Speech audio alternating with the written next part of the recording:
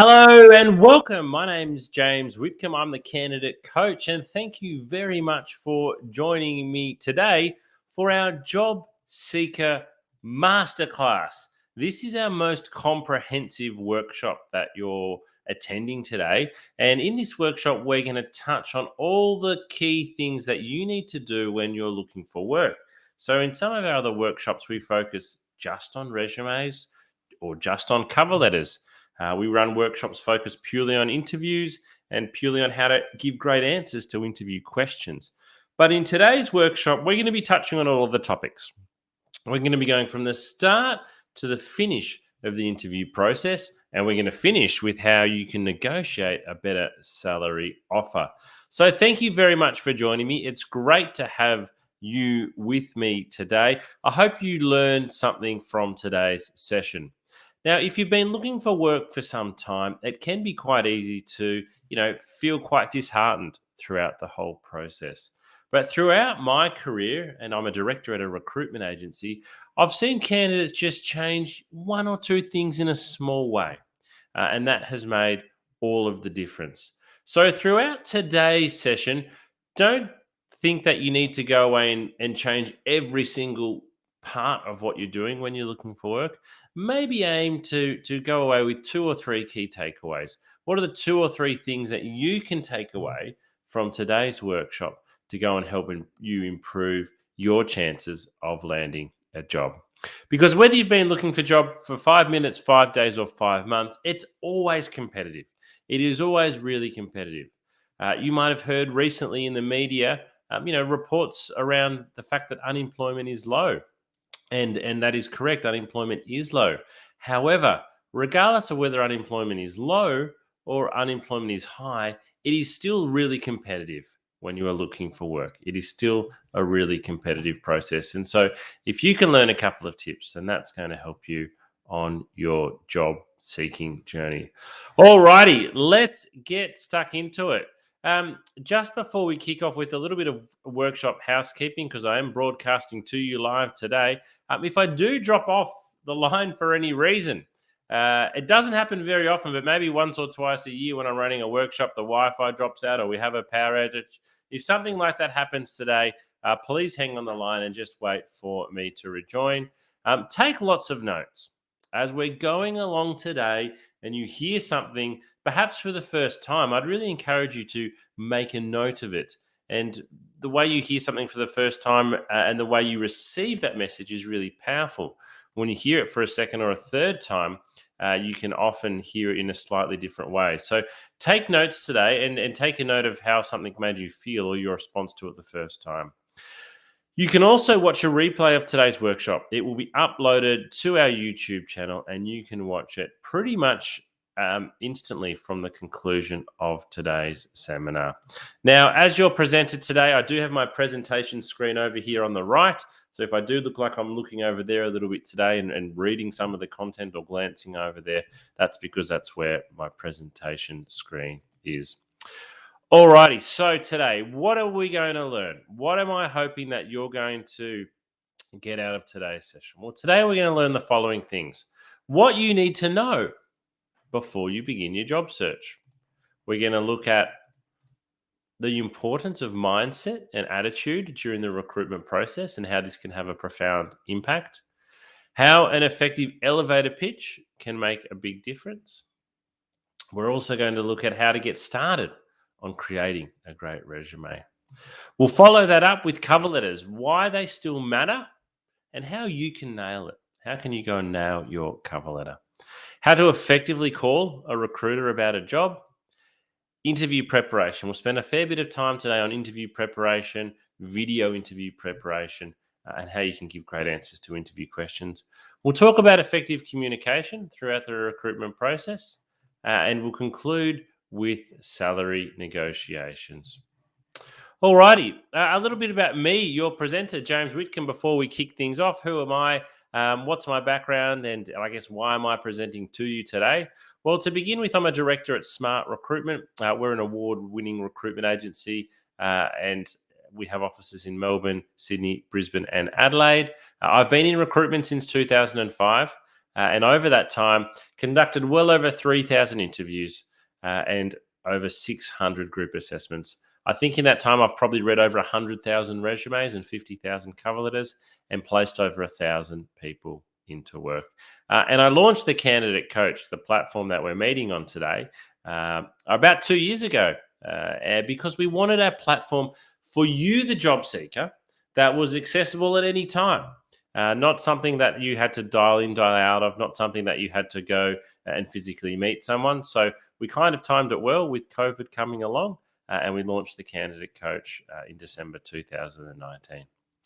Alrighty, let's get stuck into our first lesson. What do you need to know before you begin your job search? What do you need to know? Well, first of all, planning will save you time, planning will save you effort, and planning will save you sanity.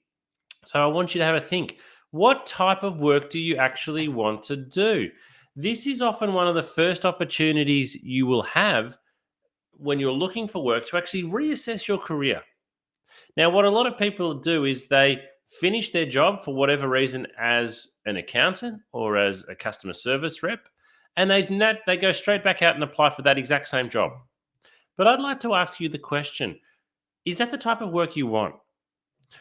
What types of, when you were in your actual job, what were the tasks that you enjoyed the most? And what were the tasks that you enjoyed the least? I'd really encourage you to try to find a job that has those tasks you enjoyed the most.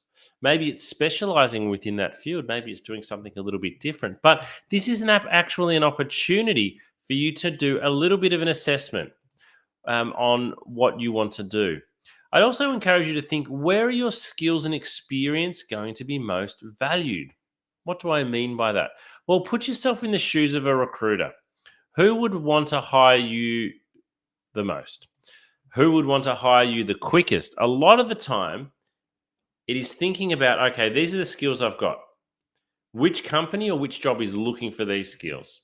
Particularly if you want to find work quite quickly, think about who would be looking for you rather than what you are looking for. So we've got the chance to reassess, but if we're looking for work quite quickly, let's think about who would be looking for somebody like us. And a lot of the time, it's the competitors of your last employer, or it's within that same industry.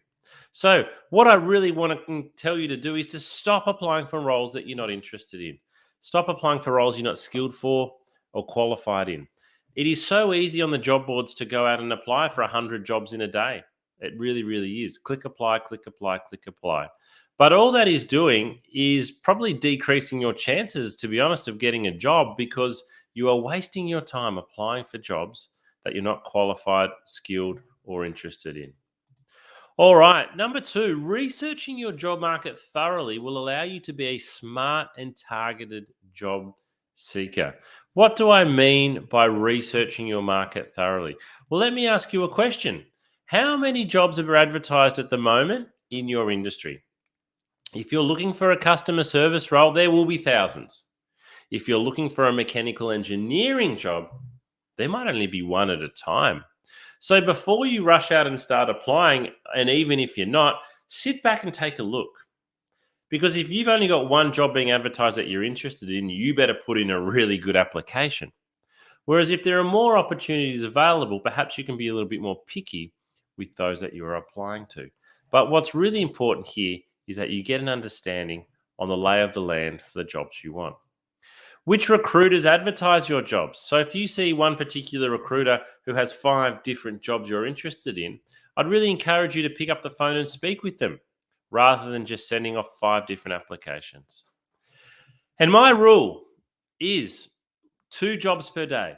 I think you should only be applying for 2, maybe 3, but 2 jobs per day.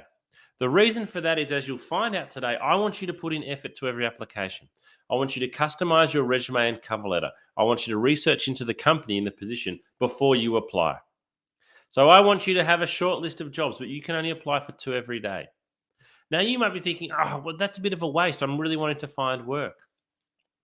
Well, applying for 2 jobs a day is still 14 jobs a week. It's still 60 jobs a month.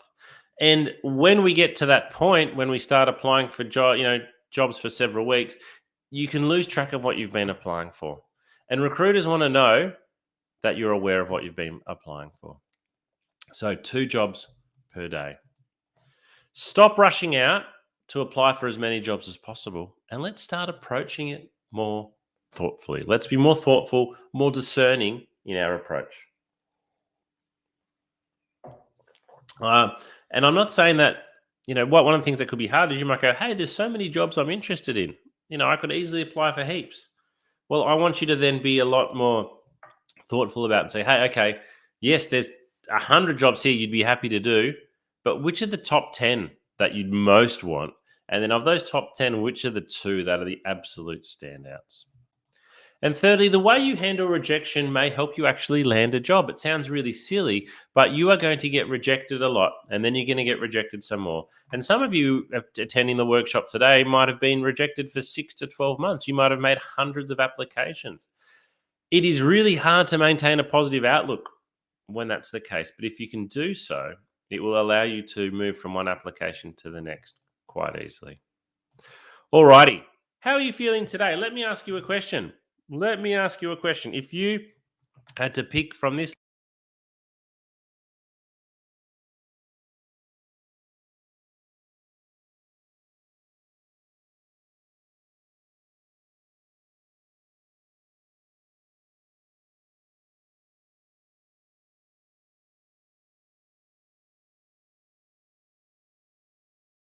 question, and there's a bit of a reason behind it, is I want to know, same question again, how do you present yourself as a job seeker? So again, you've got the same list of emojis here. But when you're writing your resume, when you're writing your cover letter, when you're speaking to someone on the phone via Zoom or face to face, how do you actually present yourself as a job seeker? How do you present yourself as a job seeker? Because we can actually tell.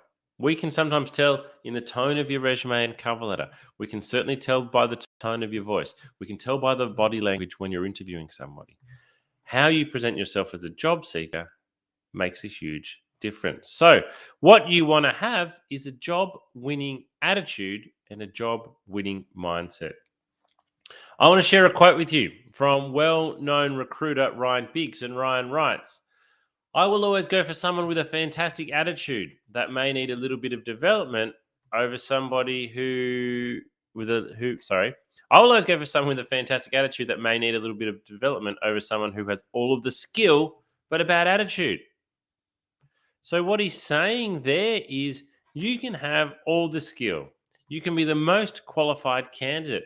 But if you've got a bad attitude, guess what? You are not going to get the job. And likewise, even if you don't have all of the skill, even if you don't have all the qualifications, take some enthusiasm from the fact that, hey, if you present with a great attitude, and I'll show you some of the things today you can do to show great attitude, then your chances are probably better than you think. You can actually beat candidates who've got more skills and more qualifications if your attitude is better than theirs. All right. So let me ask you this question then. Put yourself in the shoes of a recruiter.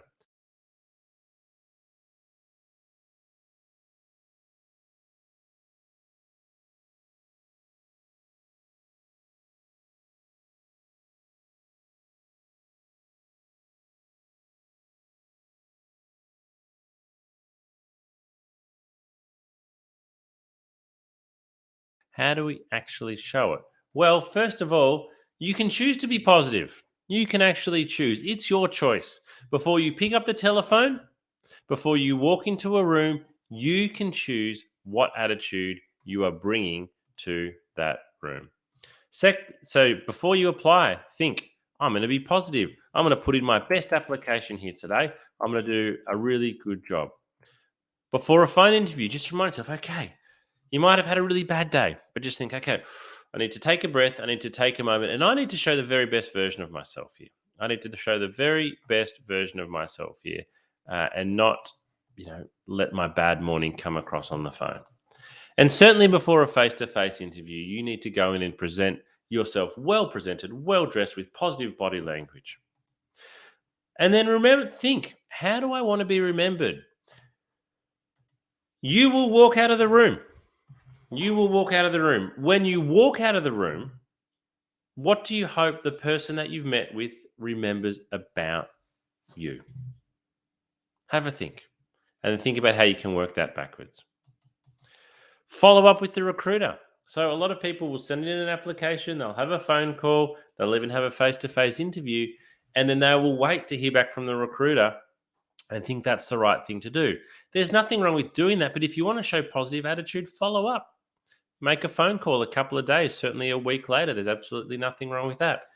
Show the recruiter that you are really keen on this job, that you're really interested and that you're positive and enthusiastic. So we want to avoid being negative. We want to avoid whinging. We want to avoid complaining. We want to avoid arguing. And we want to avoid being unresponsive. And that final one happens quite a lot. If you've missed a call, call back quickly. If you've got a voicemail, get back in touch quickly. If the recruiters ask you to send something through, send it through quickly. This is how we can show having a great attitude. All right. I want you to grab a pen and paper. I'm going to give you a moment to do this. Grab a pen and paper or open up a new window on your computer or your notepad on your iPhone.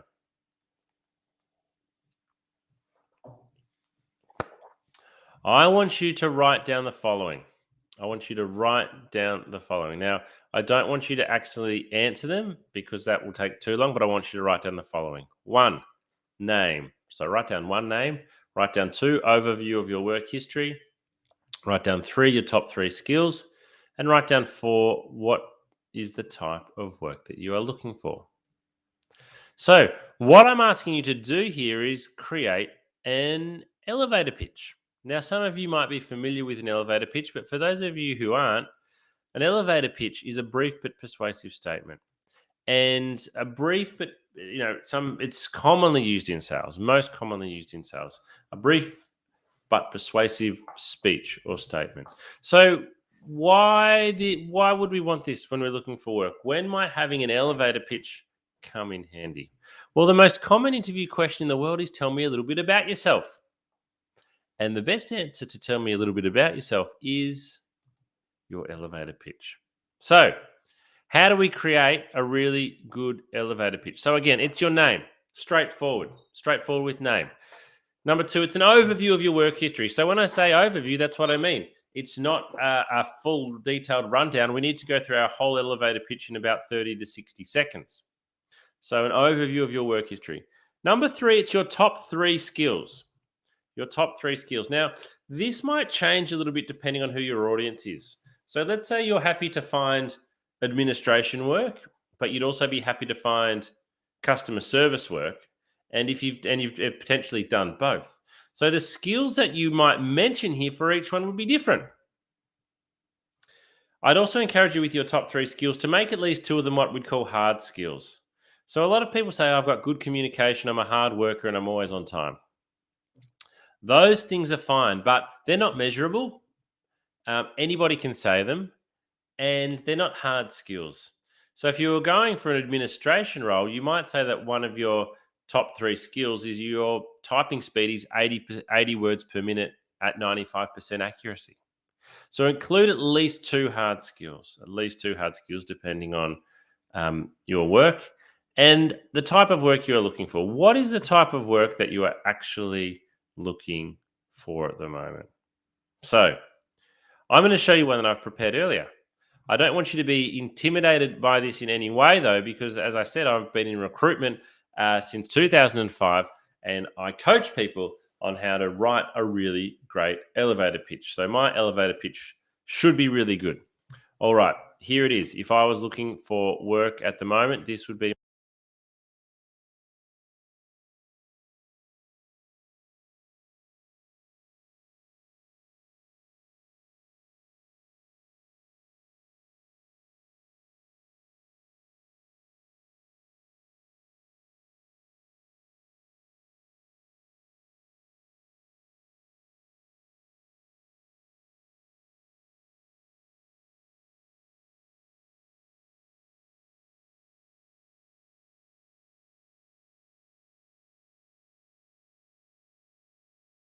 Yes, this is a really good elevator pitch because I've practiced it many times.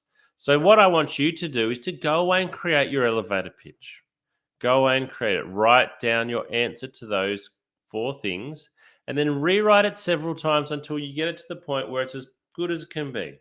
Till it's as good as it can be, till you're really happy with it. I didn't just create my elevator pitch on the first attempt. I rewrote it several times.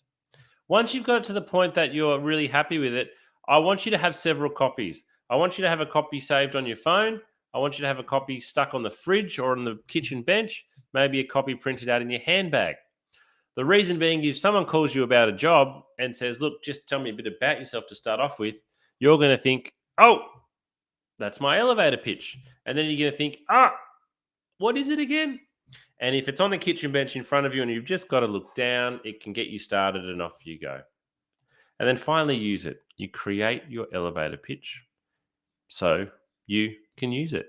It is a great way. It is an absolutely fantastic way, because when we say to candidates, tell me a bit about yourself, a lot of candidates go, would you like to know about my work, or would you like to know about me outside of work, or a bit about myself? I've been working in finance for 7 years. And it is a really friendly question in some ways, and it's a bit of an icebreaker, but don't drop your guard. This is your first opportunity to create a great impression.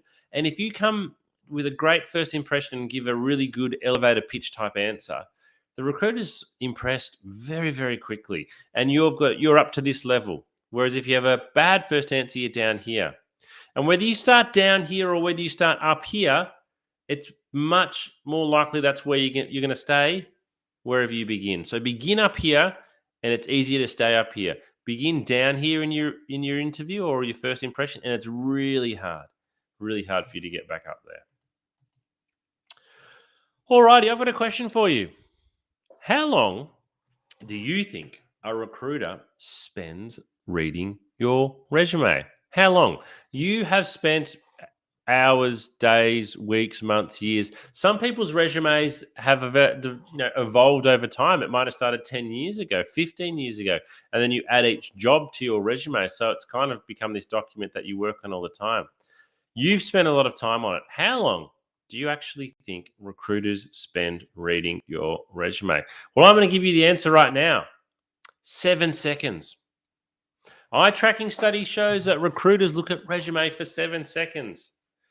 I've got to tell you, that's not a great stat, is it? That stat is certainly not great for job seekers, and it's a stat I'm probably a little bit embarrassed about as a recruiter. I don't think that's something that we can be proud of.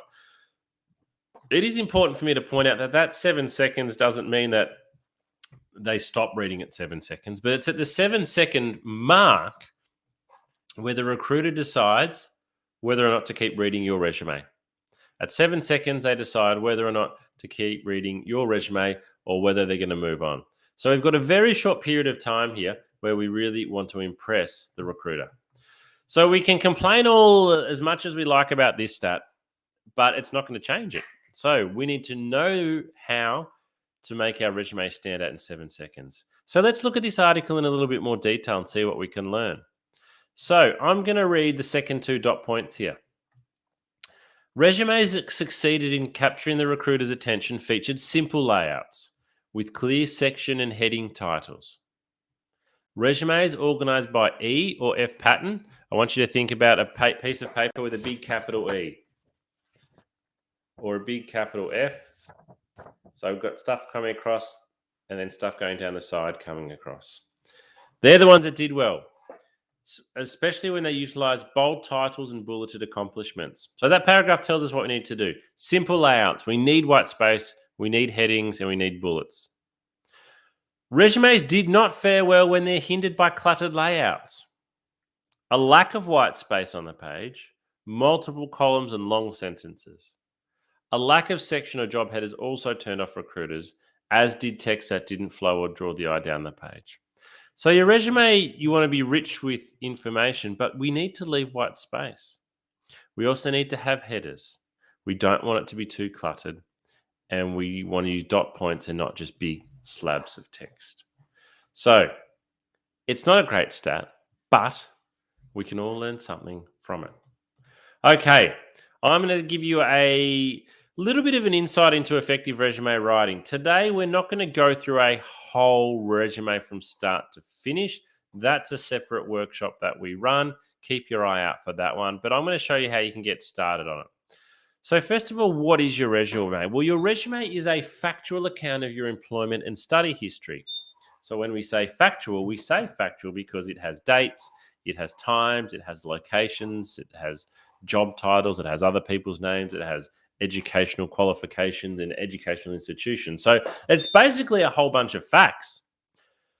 But it also needs to highlight your skills and abilities, and it needs to sell you. It needs to sell you.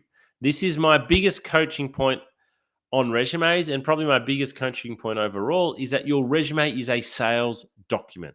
It needs to promote you. I want you to imagine a billboard. That billboard is trying to sell something. They point out the best features. Your resume is the same. Your resume needs to sell you. It needs to promote you. It needs to say to an employer, look at me, buy me. It needs to have the very best aspects of you on it.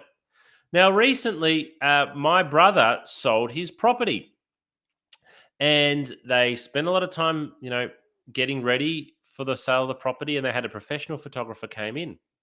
And when I looked at the photos of his property, I thought, wow, look at that photo. The photographer has done an amazing job here in capturing the property at its absolute best, showing that, using the camera in the perfect position to capture it at its best. So the photographer didn't do anything false there. There was no lies, there was no trickery, but he took photos from the best positions to really highlight and sell the property. That's what your resume needs to do.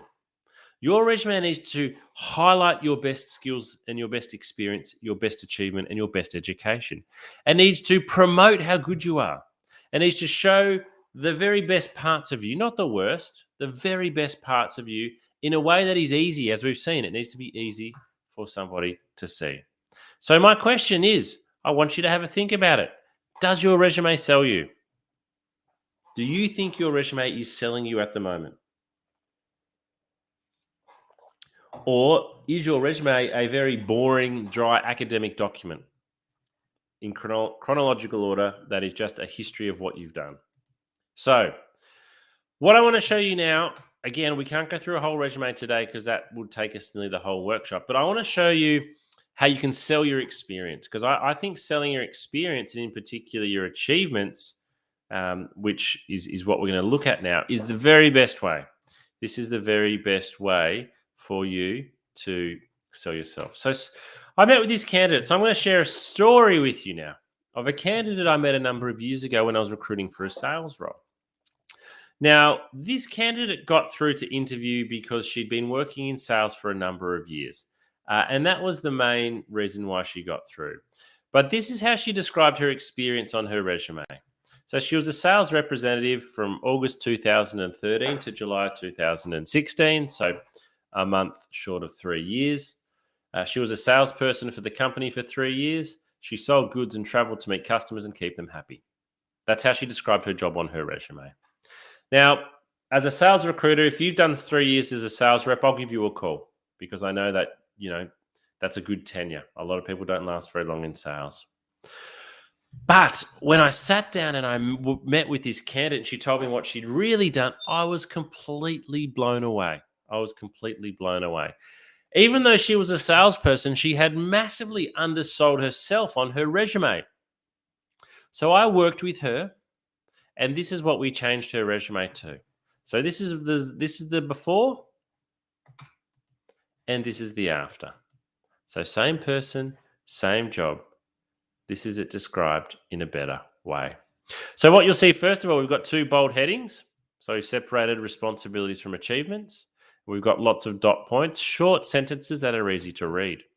Now, I've used 9 dot points for responsibilities here. In 2022, that's probably going to be too many. I would probably go more with 6 or 7. But we've separated responsibilities from achievements.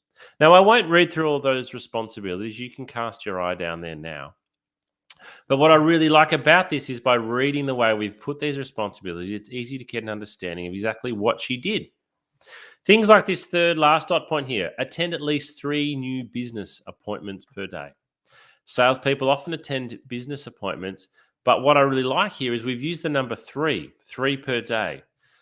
15 per week. That means 60 per month. I've got a really good understanding there of how many appointments she went to. Whereas if she just attends new business appointments, I don't know whether you're doing one an hour, one a day, one a week, one a month, one a quarter.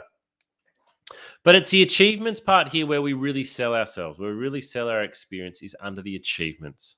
So this person had been salesperson of the year in 2014, exceeding their sales budget by 21%. Now, you're not going to believe this, but for being salesperson of the year in 2014, this candidate was given a brand new car.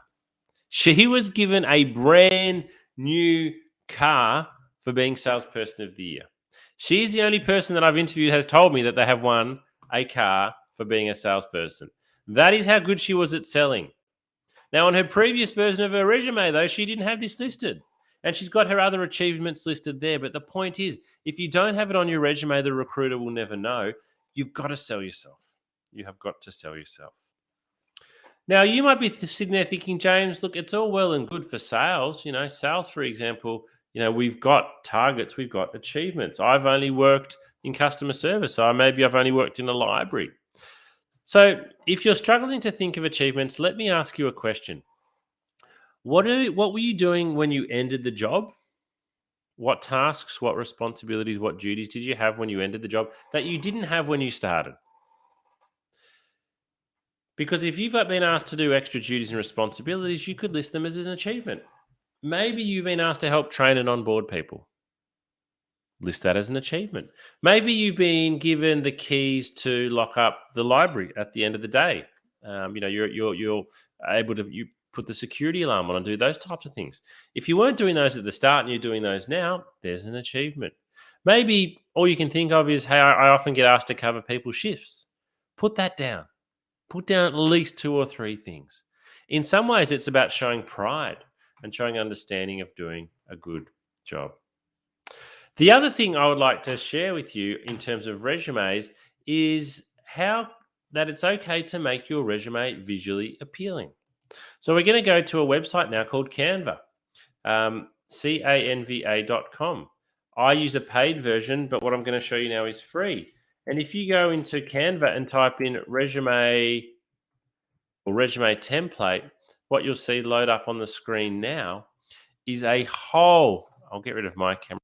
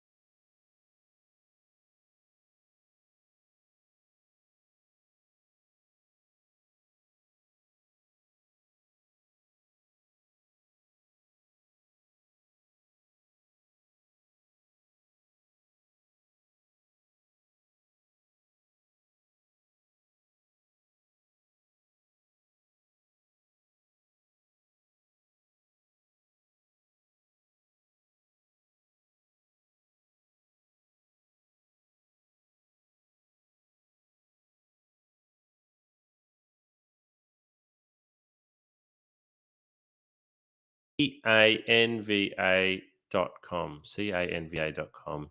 You can do most of this on a free account. All right. So my summary for you for resumes is sell your skills, sell your achievements and your experience, but your achievements are the main one. Sell, sell, sell, sell, sell. Make your resume easy to read. And this can be really hard because for a lot of people, we're thinking, oh, how do we cram, so much, I've got so much that I want to get onto my resume. But you don't need to get everything onto your resume. Less is more, and it's the recruiter's role, to ask questions about, filling in the gaps. It should be it should be visually appealing, and it's okay to be bold. Okay, it's okay to be bold and use something like Canva, and it must be tailored for every job. This is so important. All right, this is so important. If you apply for 5 jobs a week, even if they are all the same job title, let's say customer service for argument's sake, they are still for different organizations. The jobs are still slightly different. You can only list 6 dot points, and 2 achievements. Make sure you are listing the things that are relevant to the job. Read the advertisement. What they are asking for in the first 2 or 3 dot points in particular is really important. Make sure you have that on your resume. Make sure you have that on your resume. Alrighty. We're going to move now from resumes to cover letters. Cover letters. And I've got a question for you. I want you to answer this in your mind. Are you submitting a cover letter with every application? Because some recruiters read cover letters before they read the resume. Now, a lot of people enjoy saying, hey, cover letters are dead. I've been hearing the phrase cover letters are dead since I joined recruitment in 2005. Guess what? Cover letters are not dead. They never died. They're still here. At Smart Recruitment, like most places, you can still submit one with every single application. People hate writing cover letters. Not all recruiters read them. I'll be honest there, not everybody reads them. But some recruiters will read them first. Your problem is you don't know who you're sending your resume to. So unless the person you are sending your resume to says, do not send a cover letter, I will not read it, you must submit a cover letter. You can only submit 2 things as a job seeker, your resume and your cover letter. So why would you skip on one? Skipping on one is a huge risk, and I think it's a huge mistake. All right, so let's talk about actually what a cover letter is. First of all, it's very different language to a resume. It's a letter. Think about how you write a letter. You write a letter to somebody. We don't write letters very often anymore, but maybe think even about an email. You write it to somebody. Even if you don't know their name, you are writing your cover letter to someone. So we personalize it. We really need to have done some research here. We should be doing research before we apply for every job, and we can then use that research in our cover letter. And the purpose of this is to show the person reading the cover letter that we've done some research. It sounds like a bit of a game, but we want them to know we've done some research. And we want to include that information in terms of what we've learned on our cover letter. It's only ever 1 page long. The only reason your cover letter would be more than 1 page long is if you are asked to address a selection criteria and it's like 10 points and you're like, can't fit into 1 page. Unless that's the case, your cover letter should only ever be 1 page long. We need to proofread it multiple times. A lot of people proofread for spelling mistakes and they catch all the spelling mistakes. But what is really hard to catch in your own work in particular is grammatical errors. A lot of people don't catch their own grammatical errors. So proofread multiple times and catch those grammatical errors. So stop submitting the same cover letter for every single vacancy. We need to tailor it. All right. I'm going to show you what a good cover letter looks like. This is a great template that you can go away and copy and paste. So it has 4 simple paragraphs. That's it. 4 simple paragraphs. And paragraph 1 and paragraph 4 take 1 minute each. So paragraph 1, we just want to address the role in the company that we're applying to. 2 sentences should be enough. So here we're saying, Dear James, please find attached my resume for the accounts coordinator position at Smart Recruitment. If you have done that, name, job title, company title, you're probably already into the top 25% of cover letters. Because most cover letters I receive say, Dear Sir or Madam. Now, on my cover letters, my name is always there. On my cover letters. On my job advertisement, my name is always there. But even if my name is not there, the company and the title is there. So personalize it. The point of this is to show the recruiter you've put in a lot of effort. Paragraph 2, mention 2 or 3 things that you know about the organization or you know about the vacancy. So we need to do some research here. And again, the whole point of paragraph 2 is to show the person reading your cover letter that you've done some research. Because everyone else's cover letters are rubbish. If yours is really good and stands out, this could be the one thing that you can do that can make a huge difference. Then paragraph 3, we're going to focus on us. So paragraph 2 is all about the company and the job. Paragraph 3 is on us. We're going to mention your key skills or experience relevant to the position. Again, it's 2, maybe 3 things.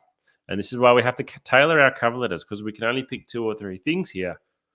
We need to pick 2 or 3 things that are really relevant to the job that we're applying to and the company. Paragraph 4 is a brief sign off. Thanks very much for reading my cover letter. I hope to hear back from you soon. So I'll give you a moment to take a screenshot of that. What I've done with this formula, and it's taken me many years to develop, is I wanted to develop a formula that allows people to easily replicate a cover letter. So I think paragraph 1 and 4, it's really straightforward. Paragraph 2 and 3, you can probably do them both in 10 minutes. I think you can do them both in 10 minutes, but you can spend a lot longer and be more impressive. But I wanted to create a formula or a template that is easily replicatable so that you can customize every cover letter without too much hard work. All right, so here's an example using my formula. This is a made-up job and company. Dear Rupert, I'm writing to you as an enthusiastic applicant for the marketing coordinator role at Duke Industries.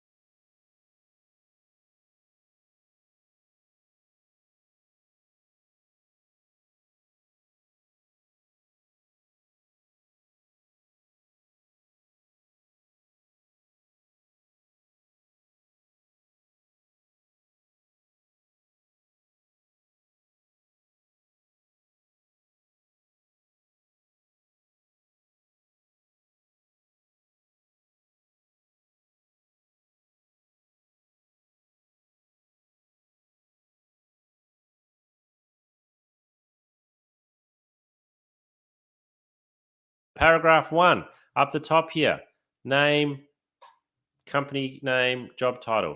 Paragraph 2, we're talking about what we've learned on the company. We've done some research. Paragraph 3, we've picked 2 or 3 things we've done relevant to the job. Whoops. And paragraph 4, a brief conclusion. It looks really good. It looks really professional. It looks like you've put in a lot of effort on this cover letter. Now, here's the same cover letter in a slightly different template. So the template that I have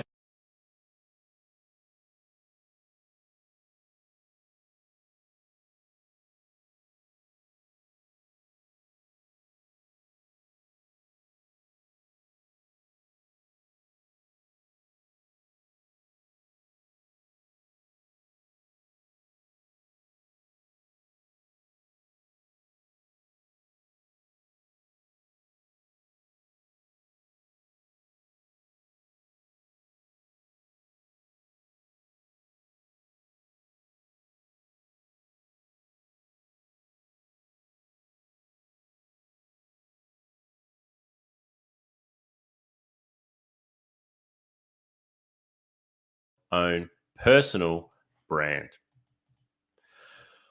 Alrighty, we've come so far. Let's go a little bit of a recap on today. We've talked about researching and finding the right role. We've gone on how we can create a great elevator pitch. We've done that. Maybe we've had a phone call even. We've been able to put our elevator pitch into practice. We've tailored our cover letter. So you found those 2 jobs that you're going to apply for. You've done some research. You've tailored your cover letter to the job. You've created your awesome cover letter as well, and you've tailored that. So you've done a lot of work so far. You've clicked apply and you've sent your resume off. Now what? Now what are you doing? Tomorrow, what are you doing? What's happening with this application? What do you need to do? It's been 1 day now. It's been 2 days. It's been 3. It's been 5. You haven't heard. What should you do? Well, I think you should pick up the phone and make a call. Pick up the phone and make a call within 24 hours of applying. I know what you're thinking. Are you mad, James? Picking up the phone and calling somebody about a job they've got advertising is really scary. It can be really intimidating. But I'm not mad, and you need to be brave. Particularly if you've been looking for work for some time, I would really encourage you to make a well planned and organized phone call. And I'm going to show you how to do it. I want you to consider the following scenario. When I'm in my recruitment office in Melbourne and I sit down and I've got 10 or 12 recruiters around me, they're busy on the phone, they're doing phone interviews, they're reading resumes, they're walking in and out of face to face interviews or Zoom interviews. They've got lots of resumes to read. If the phone rings and they pick it up and say hello, and it's you on the phone, even though they've got 100 resumes to read, guess what? We're speaking with you now. And if you sound organized and if you've got some really good questions, I might bring up your resume while we're speaking. So I'm not looking at those 100 resumes anymore. I'm looking at your resume. And what you're actually doing here is if you think everyone's getting 7 seconds of resume exposure, but if you can speak to the person on the phone, you might get 3 minutes, 5 minutes, 20 minutes. You are significantly increasing your exposure. Now, exposure doesn't mean you're going to get a job interview or get a job. What it's going to mean, though, is you get a lot more consideration. And it also means that assumptions or incorrect assumptions might not be made. So I'm not mad, and I'd really encourage you to be brave. But what we cannot do is make a bad phone call because our exposure then will have a bad outcome. So this is what we need to do. How do we effectively call up a recruiter about a job? So first of all, we need to know the name of the person we're wanting to speak to. And we need to expect them to answer the phone. This sounds really silly, but a lot of people say, I never can get a recruiter on the phone. And when they do answer, the candidate's like, sound organized. Think about your first impression. If they don't answer the phone, the first call, leave a voicemail. What I would then encourage you to do is to continue to call back once or twice a day, but only ever leave one voicemail. Only ever leave one voicemail. Ideally, you're just hoping to catch them when they're sitting at the desk and they pick up the phone. Number 2, we need everything printed out in front of us. So we want resume, cover letter, job advertisement, elevator pitch. We want it all laid out in front of us. The reason being is you're going to feel nervous. And when the recruiter asks you a question and you're not really sure, if you can just look down and you can see your elevator pitch or you can see some of your skills written on your resume, it's really going to help you. You want to be familiar with the position, familiar with the advertisement. You need to have done your research. So we've talked about this with your resume and your cover letter. You need to have done your research, okay? And you want to have those notes in front of you as well. You want to be clear to the recruiter with which role you're referring to. Some recruiters might be sitting over 50 different vacancies, from recruiting a CEO to a marketing manager to a sales operations person to a data analyst to a chemical engineer to a mechanical engineer, a Java programmer, a nurse. Could be recruiting all these jobs. So you need to let the recruiter know early on, I'm calling up to discuss the occupational safety vacancy. Let them know early on. Now, this is the most important point. Have 2 or 3 questions prepared and written down in front of you and practice them before you call. Actually, I'm going to change that. I'd say have 5 questions written down just in case 2 or 3 of them get answered and you don't get to ask them. The purpose of these questions, though, is to do 2 things. 1, to help you show off, sell yourself, but 2, to show you've done a lot of research. So go onto the company website, go onto their careers page, go onto their social media, look through the annual report, write down 5 questions. And so when you're on the phone and you call up and the recruiter says, hello, it's James speaking, you can say, hi, James, I've just applied for the occupational safety role. I've got a couple of questions. Do you mind me asking? And the recruiter will probably say, sure, what are your questions? Now, if you ask a couple of great questions here, I guarantee you the recruiter's going to go, oh, that's a really good question. They're thinking, this candidate's done their research. I'd actually know the answer. This candidate's really done some research into the job and the position. They then start thinking of you very, very differently. They start thinking of you very highly, very quickly, just because you've asked a couple of well prepared questions. Keep the call brief, but be prepared that it could go for longer. It might go into a full phone interview, or that you might catch the recruiter when they've literally got another appointment in 2 minutes' time. And finally, if you're not feeling confident, then practice. Like with interviewing, practice makes perfect. Practice makes perfect. I think as the candidate coach, this is the biggest difference that you can make if you're struggling to get to interview stage, is to call up effectively in a prepared way and ask a couple of great questions. Give it a go. You'll need some patience. You'll need some persistence. It might take a lot of calls to get through, but I guarantee you, if you do, and if you ask a couple of good questions, you will increase your chances of getting to interview. So what's with all the research? I'm asking you to do a lot of research at the moment. I want to share a quote with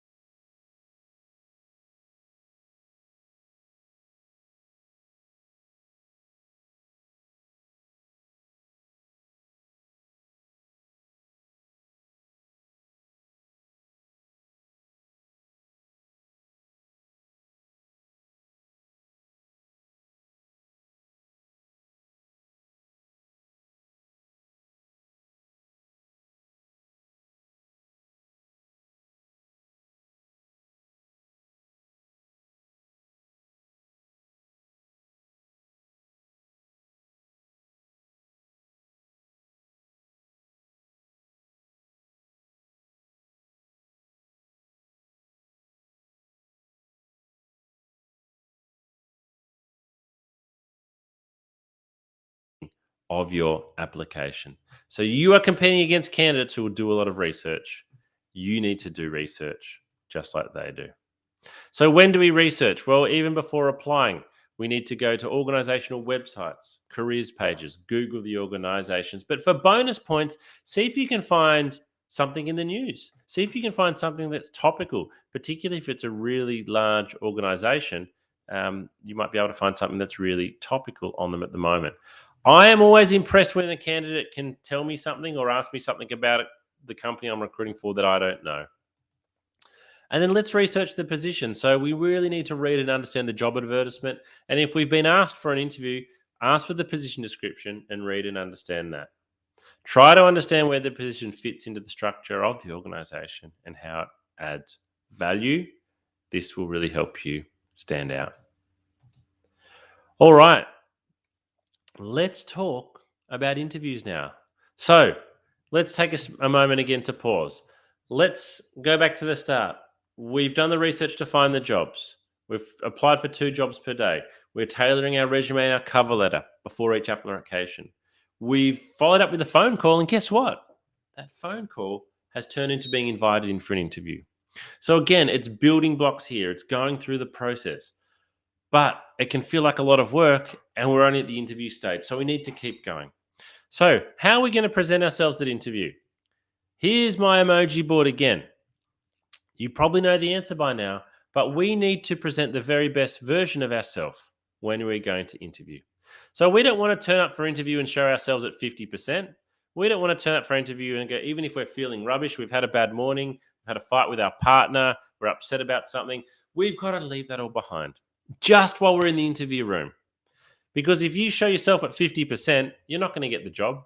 And the recruiter can only base their decision on you at 50%. But if you can show yourself as close to 100% as possible, then you are giving yourself the best chance of getting the job. So how do we actually present the very best version of ourselves? Well, first of all, practice is absolutely key here. Practice, practice, practice, because that helps to give you confidence. We need to mentally prepare for what is going to happen. We need to tell ourselves that we're going to get nervous and that getting nervous is okay. And we need to give ourselves plenty of time. Give ourselves plenty of time. The one thing that ruins everybody's plans when it comes to performing well at interview is running late or running just on time, and it will stress you out big time. Dealing with nerves and anxiety at interview. This is a really big one. So I'm actually going to share a little video with you here from a workplace psychologist on how you can deal with nerves and anxiety at interview.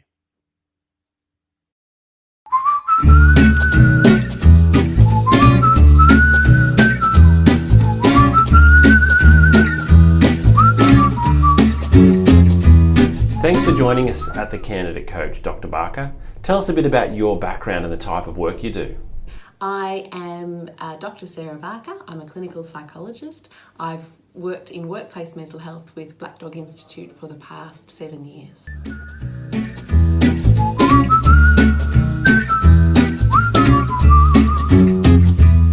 Dr. Barker, why is it common to feel nerves when going for a job interview? We commonly feel nervous, and I would say most people feel nervous when going for a job interview because we feel a lot depends on it and that we're going to be evaluated as well. So nerves are a very, very common response. It's really important to remember that the person who's doing the recruiting also feels nervous as well, because they want to get the right person, and they're also aware that they're expecting people to come in feeling nervous as well. They know that that's a common human experience.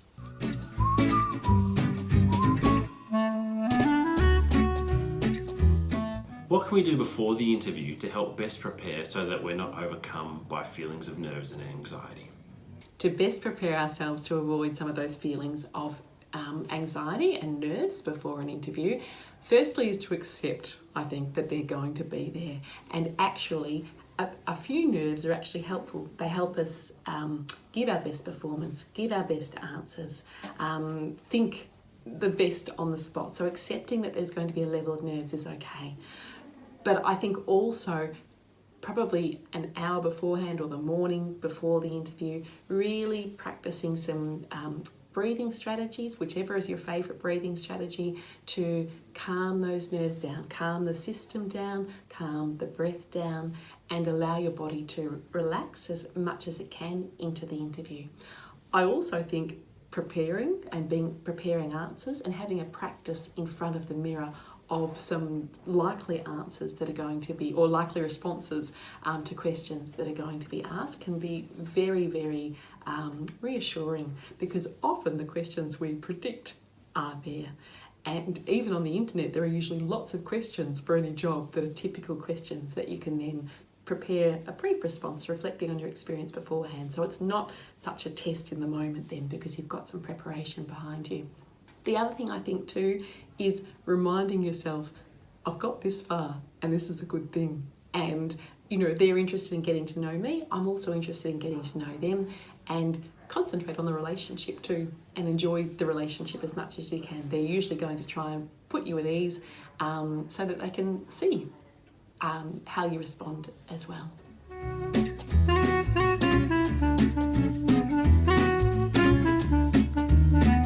And what can we do during the interview if we feel a bout of nerves or anxiety coming on? It's very common for us to suddenly feel overwhelmed in the moment in an interview. If that happens, take some deep breaths. It's okay to buy some time. It's okay. And also, when we take deep breaths in an interview, it's only usually us that notice. Okay, so taking some deep breaths can really be helpful. And even saying to the interviewer, could I just take a moment here just to pause and gather my thoughts, and then just breathe. Okay, and then when you're ready, come back and say, I'm ready to continue on.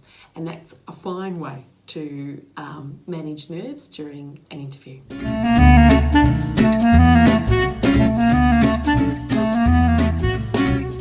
One tip that I think is a really useful one is to have a practice of your responses to the likely questions in front of the mirror. Something you might notice is that the questions you're feeling more confident about, you'll smile more, you'll be more relaxed, you'll, strut your stuff a little bit as you respond. You'll notice too, the questions you feel less confident about, you might stop smiling or your face might change.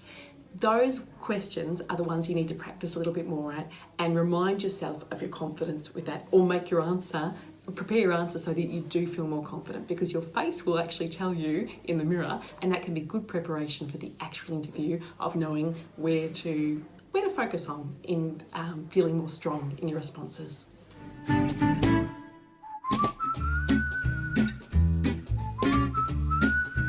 In summary, nerves and anxiety for interviews can be partially managed and avoided by preparing beforehand, using our breathing exercises and techniques to reduce stress so we're going in feeling calmer, and also during the interview by practicing those same skills. Often when we're nervous, we stop breathing or we breathe very shallowly. So if we start noticing ourselves doing that, really being conscious of our breath and paying attention to it and allowing that to carry us through.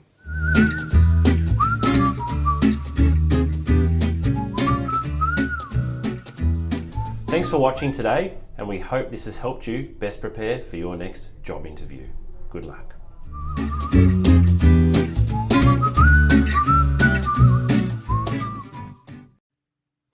Alrighty, hopefully that video from Dr. Sarah Barker and those tips can be really practical if you really do struggle. All right, let's pretend we've got a job interview tomorrow now. Let's pretend we've got a job interview tomorrow. What do we need to do? Because the preparation certainly starts well more than a day before. But if we had a job interview tomorrow at 10 a.m., what do we need to do on the day of the interview? So there's several things we need to do. We need to make sure we know how we're going to get there. As I said before, the best plans, the best preparation will all be wasted if you arrive late or even if you're rushing to get there on time because you're going to feel stressed and anxious. We want to make sure that our clothes are ready the day before, not waking up in the morning and doing it that day, because what if you pull out the shirt or the pants that you're planning to wear and you discover they've got a coffee stain on them or they're ripped or the iron's not working? Get your clothes ready the day before. Likewise with the shoes and likewise with printing everything. Again, if you've been asked to bring something along that you need to print out, get it done the day before and do any assessments that you need to do as well. So if you've been asked to do a test, do it a day or two before and have a practice. Have a practice of your interview answers. So the aim here really is that when you go to bed the night before your interview, everything's ready. It's going to be hard for you to have a good night's sleep probably the night before the interview. But if you're lying there thinking, I've got to find my shirt, I've got to find my dress pants, I've got to polish my shoes. Actually, where's the shoe polish? You're not going to be able to settle. At least if you do it all the day before, you can hopefully give yourself the best chance of having a good night's sleep and you are prepared. All right, beep, beep, beep. The alarm's gone off. It's the morning of the interview. You probably haven't had a great sleep, but you're up now. What do we need to do that day? Well, really important is that we need to actually start off by having breakfast. You need a full stomach to give you energy, to get your blood sugar levels going. You also need to have a full stomach because sometimes when I interview people in the morning, if they skipped breakfast, I can smell it on their breath, which is really unpleasant. We need to shower, shave, we're brushing our teeth, we're fresh and clean. We want to avoid strong odors. If you are a smoker, try to avoid smoking. However, I would rather you have a cigarette than be really struggling with your nerves. Sorry, not your nerves, with your shaking. Give yourself plenty of time. Take an umbrella, take mints, those types of things, and get to the location 30 to 40 minutes early. But don't arrive at reception. Don't rock up to reception 40 minutes before your interview. Maybe wait downstairs or in your car and arrive at reception 5 to 10 minutes before. Now, take to the interview, we need to take with us a compendium. So there's a photo of a compendium on the screen there now. You can buy one of these from Officeworks or your local news agency for $20 or $30. And by taking this along, you look really professional. Looks professional having this under your arm. I always take a compendium to any business meeting I have. I also take a compendium to any interview. But as well as looking good, it has a practical application. So everything listed below there, you should have in your resume. We want copies of our resume, cover letter, and elevator pitch, just in case. We want some questions written down, a bit like when we're making the call. Let's take some questions we can ask, and yes, you can do this. We want a copy of the ad. Always take along photo ID and payroll information, even if you haven't been asked, just in case when you get there, the recruiter asks you if you've got it and was expecting you to have it, even though they haven't asked, and anything else. So use a compendium. Take this along with you. All right, video interviews. That's what's happening at the moment. How do we best prepare for a video interview?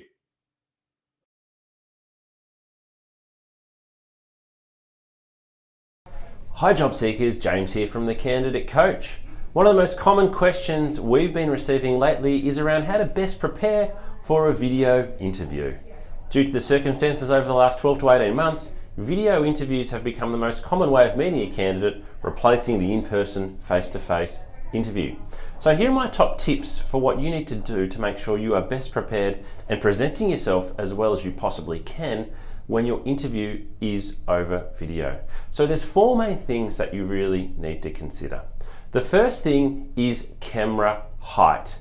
This is the biggest mistake that a lot of people make, is getting the height of their camera wrong. If you've got a laptop, for example, that is sitting on a desk, you need to lift it up. The camera should always be at eye height. You want to imagine the lens of a camera is the eyeball of a person. So if you are looking down at your laptop or your phone, it's going to look back up your nose. So keep the camera positioned at eye height. One of the great ways to do that is to buy a tripod, something like this. So if you don't have a tripod, it's well worth going out and spending the money. And here's another one that I've got here. This one in particular I find to be really, really good. These have both got lights which help, but this one here, you can adjust it to a full standing height if you like. And it's available for not much money from a retail store.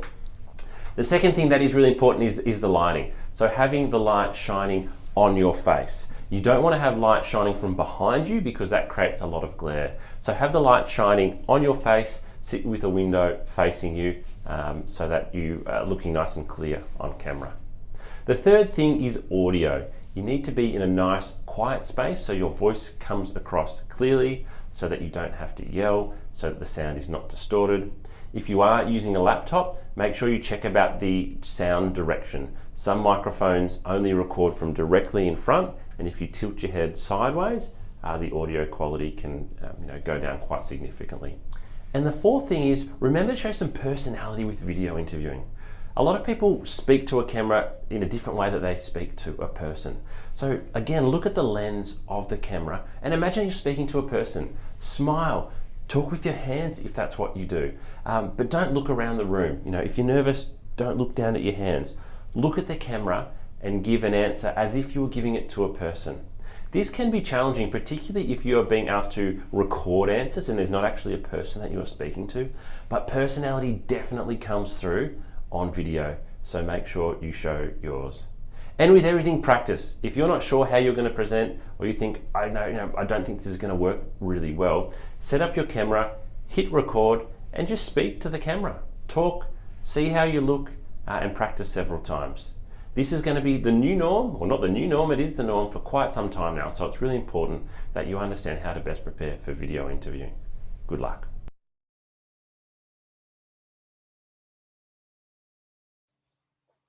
Alrighty.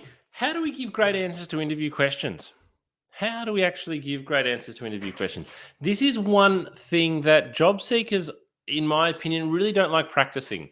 We don't like practicing giving answers. We might spend hours and hours and hours on our resume and cover letter and LinkedIn profile and other things, but we're really reluctant to spend a lot of time practicing interview answers, sometimes because we don't know whether our answers are good or not to begin with. So let's have a look. How do we give great answers to interview questions? Well, for behavioral-based questions, we're going to use the STAR technique. So the STAR technique is extremely common. You might have heard of it before. You can easily go and look up what I'm going to show you today. But because not everybody does, I want to share this with you. So the STAR technique, STAR stand for something. So it's a method of answering questions that's comprised of 4 steps. S is for situation. We're going to describe the situation and when it took place. T is the task. Explain the task and what was the goal. A is for action. Provide details about the action you took to attain this. And R is the result. We want to conclude here with the result of the action. So what actually occurred? Now, behavioral-based questions will often be, they will start with, can you give me an example of, or can you tell me about a time? what we're looking for here is we want to see, that's why it's called behavioral based questions. We want to see what behaviors, what characters, what traits you've got, and how you handle the situation. Some behavioral based questions will allow you to shine. They'll allow you to sell yourself. So it might be, tell me about a time when you provided great customer service. And if that's the case, you can use the STAR technique to talk about a time you created great customer service. Well, there might be a question, tell me about a time you worked in a team when the team didn't get along. Tell me about a time when you dealt with a customer who was unhappy. So just because the question is asking you for a circumstance that wasn't great doesn't mean that you can't give a great answer. So let's go into detail with the STAR technique then. So the S, we want to set the scene. Set the scene of the story by giving the context and the background of the situation. If you're asked about teamwork, your response should include the project details, who you were collaborating with, when you undertook the project, and your location at the time. So what a lot of people do here is they skip through too many of the details too quickly when giving an answer. Candidates generally feel that they need to answer questions quickly, whereas we would like you to set the scene with the situation. Task, we need to describe your exact role. Your exact role. What was it that you did in the situation? We want to make sure that the manager knows what you were specifically assigned to do rather than what everyone else did. So for S for situation, you can talk about where's the team, but T for task is about you. All right, A is the most important part of the story. This is the action. So here you explain how you handled the difficult situation or you conquered the problem. Say whether you did it alone or together as a team. What you're trying to communicate is your assessment of the situation and your response to the problem, as well as how you got the team involved. So what did you actually do here? Share as many details as possible, as it says, so the interviewer can follow you. As you do so, avoid acronyms and avoid company-specific jargon. And then R is the result. So what happened? What was the conclusion? Close the story by stating the positive outcome of your actions and what lessons you learned. If possible, quantify the results and show the effects of your actions. Examples may include a 10% increase in sales, getting repeat business, or saving your team 5 hours of work in a week.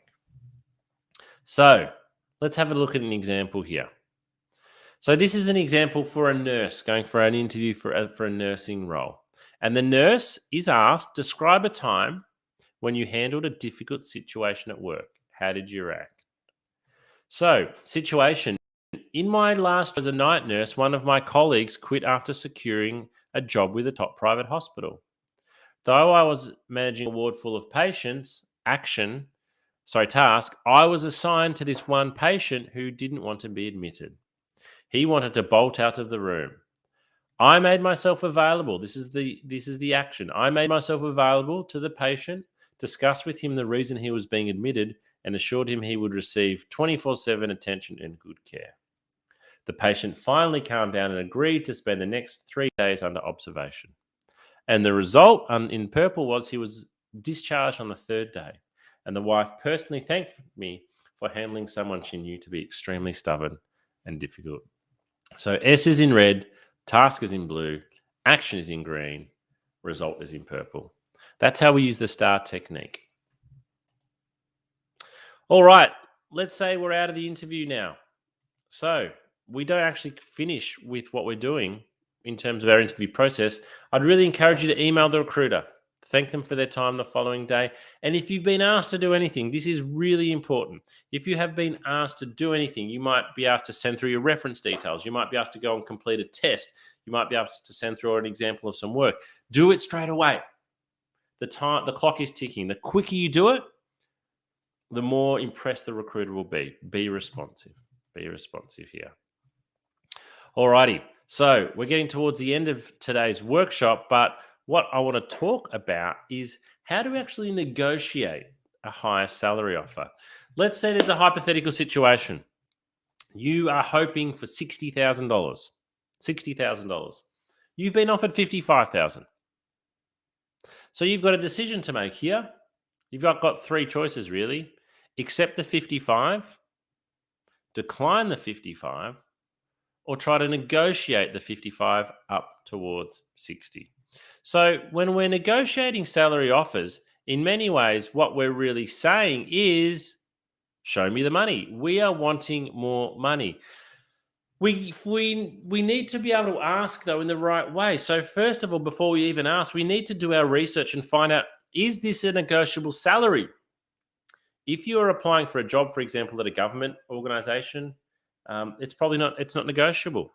If you are applying for a customer service role in a bank and there's 500 people already doing that job, the salary is not negotiable. So if you try to negotiate a salary that is fixed, you are going to look foolish. We also need to do our research to know what is the market rate for the position. So it is all well and good that we want $60,000, but what are the other jobs paying? Are they paying $60,000? Or is actually $55,000 actually what the market is paying? We need to do our research before we negotiate. We then need to build a case. So we need to show what we are talking about. So what we would do is, first of all, we would always be very grateful. We would say, thank you very much for the offer of $55,000. I enjoyed the interview and I would love to accept this offer. However, I'm really seeking $60,000 and this is why. And what we would answer to the this is why is, I've got more experience than you're looking for. I've got more qualifications. I was paid more than this in my last job. I'm bringing more than what you were asking. So we can't just say, thanks for 55, I want 60. We've got to build a case. We've got to show that we know what we are talking about and why we want that money. And we need to demonstrate why you are worth more than the offered salary. Why are we worth more than that? As I said, maybe they on the ad they said we want someone with 2 years experience and you got 4. Maybe you've got a degree and that's not asked for. Maybe you're bringing other things to the job. And finally, we negotiate in a firm but friendly manner. You need to expect that if you come to negotiate a salary offer, it could be retracted. It could be retracted. In my recruitment history, I have had 2 types of people when it comes to companies, when it comes to negotiation. Some companies will say they want to negotiate. No way. We've given them a fair offer. If they don't want to work here, we'll remove that offer. That could happen. I've also got organizations that say they want to negotiate. That's fine. Happy to negotiate. It's all part of the process. The concern is you don't know who you're dealing with. And so you do need to be prepared that an offer can be retracted. And if, the impression sometimes that you can easily give when negotiating a salary offer is that you aren't grateful. Sorry, not that you aren't grateful. Well, you aren't grateful and you're just not sure on the job. Now, if you are still wanting more assistance with your job seeking, can I really encourage you to go to your candidate coaching platform and check out all of these resources that you'll see on your screen there now. We've got video coaching, resume and cover letter templates, interview questions, online practice tests that you can take, checklists, articles, advice for executive candidates, mental health support, more of our live workshops advertised, and this is all available to you for free on your candidate coaching platform. Before I go today, we would love your feedback. We would absolutely love to hear from you. Please, if you can take a moment, whoops, wrong screen there. If you can take a moment,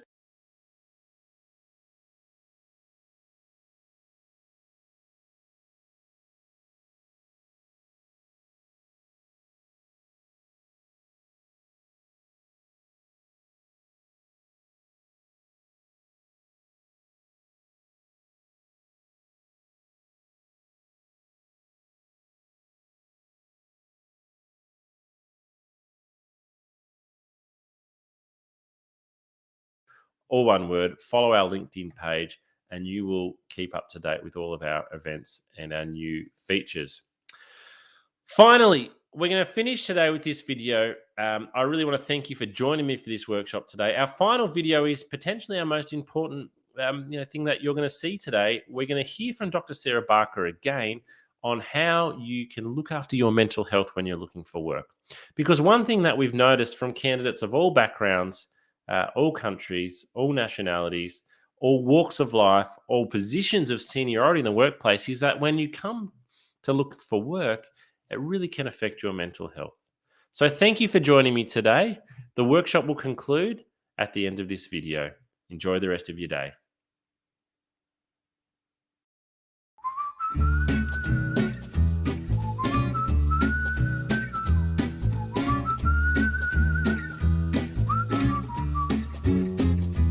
If you're not feeling terrific at the moment and you feel like your mental well-being has taken a little bit of a dip, please remember this is not going to last forever. There's lots you can do to manage your mental health and get back on top of it.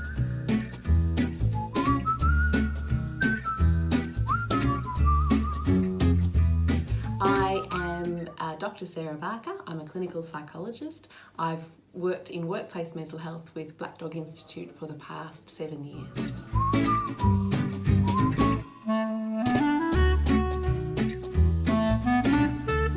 I work with a lot of adults and young people, mainly with anxiety, depression, trauma as well, a range of issues, and many who are looking for work and undergoing that process of trying to find employment.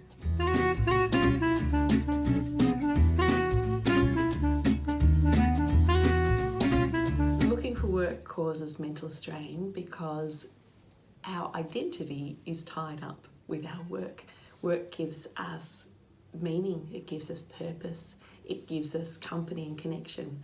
So it's stressful for lots of reasons, looking for work, and it can take a toll on our mental health.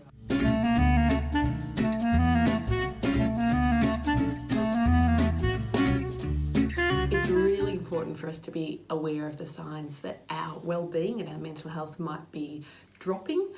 Probably the biggest sign is changes in behaviour. So that might be changes in the way we're thinking or talking to ourselves. We might be saying things like, who would employ me? I'll never get a job.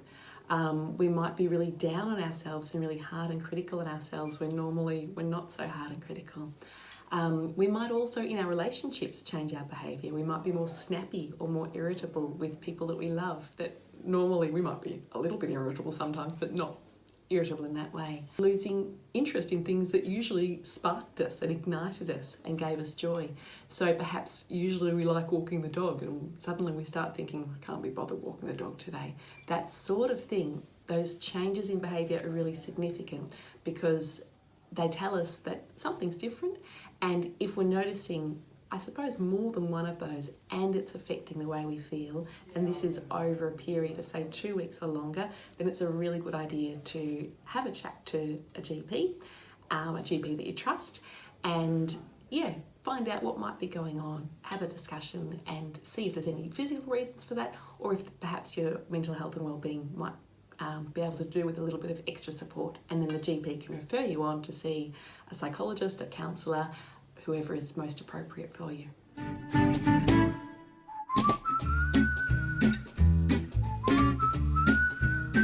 There are so many great things you can do to look after your mental health when you're looking for work, and it's really important that you do. My very top tip would be really talking kindly to yourself and being compassionate with yourself. I think when we're looking for work, we can have a lot more questions like, will I ever get a job? Will I ever be employed? It can feel like this could go on forever. So being kind to ourselves and saying things like, it will work out. There will be a day, my efforts will be rewarded. It will just take time. I'll just need to keep trying. Reminding yourself of your strengths. And that might even be tapping into people you love and asking them what your strengths are, because sometimes it's harder to find them when our mood's a bit low and we're feeling more worried. We can be harder on ourselves. I think that routine is really, really important to our well-being. When we're looking for work, we mightn't have such a regular routine because there mightn't be a 9 to 5 start and finish time for a job. Well, there isn't. So instead, thinking about looking for work as a job in itself can be helpful. Having a start time and a finish time can be really helpful, and some set tasks that you hope to achieve that day. Purpose is really important too. So purpose might come through routine, but it can also come through other things. Meaning's really important, and our work gives us meaning. So when we're looking for work, meaning mightn't feel like it's there as much. Part of what we can do is infuse those tasks with meaning. So I am doing these things today, I'm looking for work, and that is meaningful in itself because there's an end goal to this. It will be something that's good for me and good for the people that I love as well.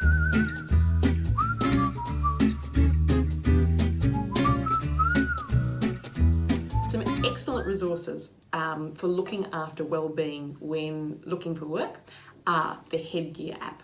The Headgear app is free, it's evidence-based, it's developed by Black Dog Institute, and it is fun to use. It uses mindfulness, so a technique to really help us relax and reduce physiological arousal, which can often occur when we're feeling anxious. It's got a 30-day challenge, which is just short, bite-sized little challenges to extend your well-being and grow your well-being, and that can be really extra important when we're looking for work. There are also some really terrific resources available through the Black Dog Institute. One of them is a beautiful self-care plan that encourages you to think about your top coping tips, the things that personally work best for you, that are positive coping strategies. Another really good resource is through Beyond Blue, and they've got some excellent resources to look after mental health while looking for work, and also when people are recently out of work as well.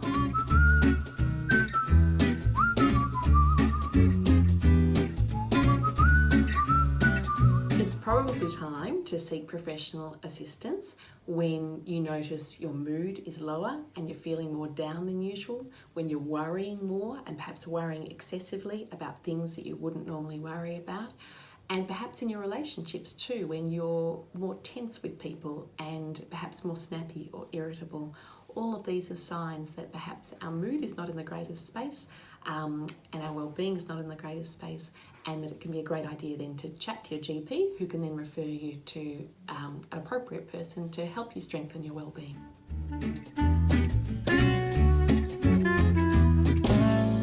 It's very common for people to have a dip, but please know that that's not going to last forever, and that there's lots you can do through looking after yourself, but also through getting access to professional support that can really give you a boost again and get you back feeling good as you're looking for work.